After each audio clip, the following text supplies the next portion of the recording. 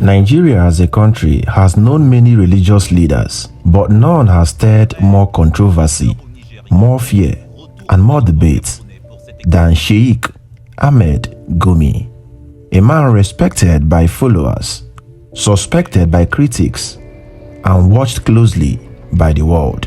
President Tinubu, you have to revise your policies. If not, they are going to destroy the nation. It will also destroy the government. Ahmad Gumi was born in Kaduna State into a respected Islamic family. His father, Sheikh Abubakar Gumi, was one of Nigeria's most influential Islamic scholars, the first Grand Qadi of northern Nigeria, a man who shaped Islamic thoughts from the 1960s onward. Let me give you a foundation on who the father of Sheikh Gumi really is. In an interview published in 1987, Abubakar Gumi advocated for a two-party system carved alongside Christians and Muslims. His argument was that a Muslim cannot allow a non-Muslim lead, while the latter works as a subordinate. In other words, a Muslim can only lead Nigeria and a Christian can only work as a subordinate. In his words, I don't think a Muslim can join a party where a non-Muslim is leading. He also said, women have no business mixing with men and doing men's jobs. Women are more suited to raising children and teaching them the basics of life. He said that according to him, no nation can truly prosper until it recognizes that the talents and contributions of all its people, regardless of faith or gender, are essential to its progress. And from history, any practice that is against the philosophy depicted by Sheikh Gumi's father is considered a haram. Growing up under such a powerful figure, young Gumi inherited deep Islamic scholarship, political influence, strong ties with northern religious elites, and the belief that clerics should shape society. He studied medicine, became a medical doctor, and later joined the Nigerian army as a military officer. A rare combination: soldier, doctor, and scholar.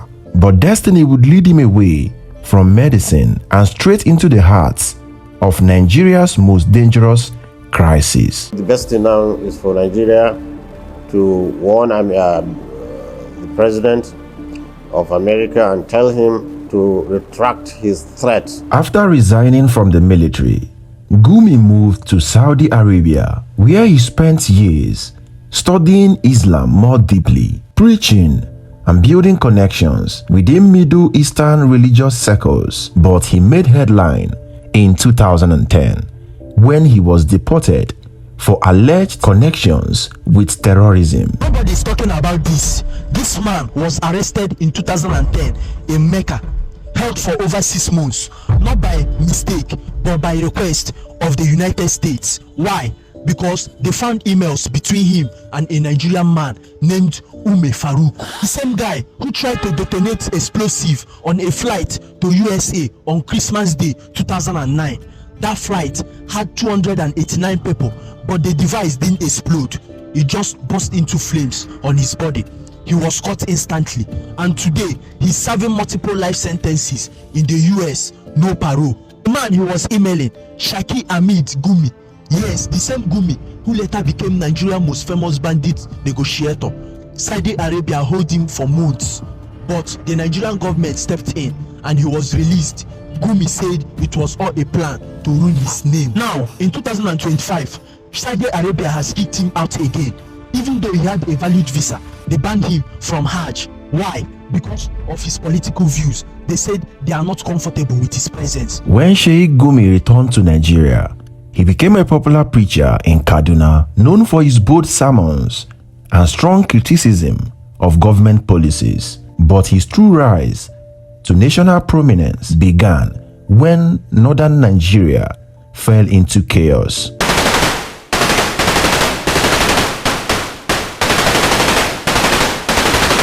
By 2019, banditry had devastated the north. Entire communities were being abducted. Children disappeared. Villages were burnt. While politicians stayed in Abuja and soldiers fought in confusion, one man walked straight into the forests.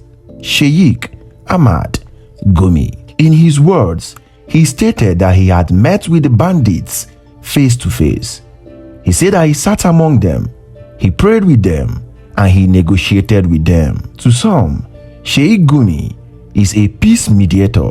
To others, he was a sympathizer of terrorists. Sheikh Gumi on television has come out severally to defend his actions. He claimed that bandits were victims of societal neglect. They needed amenity, not bullets. The government treated them worse than Boko Haram. He stated that dialogue, not war, was the only solution. But his statements ignited national outrage. Questions arose. How did he get access to bandits that the military could not trace? How come bandits trusted him immediately? Was his family connections shielding him? Was he negotiating or rather empowering bandits? Security experts began to worry. Was Gumi the bridge to peace or the gateway to chaos in Nigeria? Why is it difficult for the Nigerian intelligence community or the Nigerian military to be able to know where these bandits are?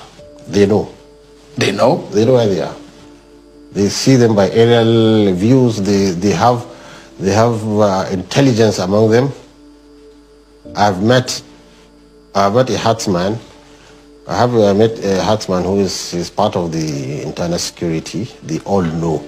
But the problem, I think now the military has learned its lesson. The first approach they had, when they go in and start killing, they realize it's the wrong way. And they realize they are producing a monster. So they are now very careful, watching and studying and seeing how they come about it. The only element now I'm adding value to it is that, look, don't just wait out, just don't wait and watch. Go in and negotiate. These interviews by Sheikh Gumi raised a lot of questions. Does it really mean that our government knew where these bandits are actually hiding? If they do, what is preventing them from engaging them in combat? Gumi insisted that he had no ties to bandits beyond mediation, but whispers grew louder. Some said he had political backings from northern elites. Others believed he had inherited his father's influence. A few suspected foreign connections, and many feared his influence was too powerful for authorities to control. Still, no charges, no arrests, no trial. Gumi remained a free man.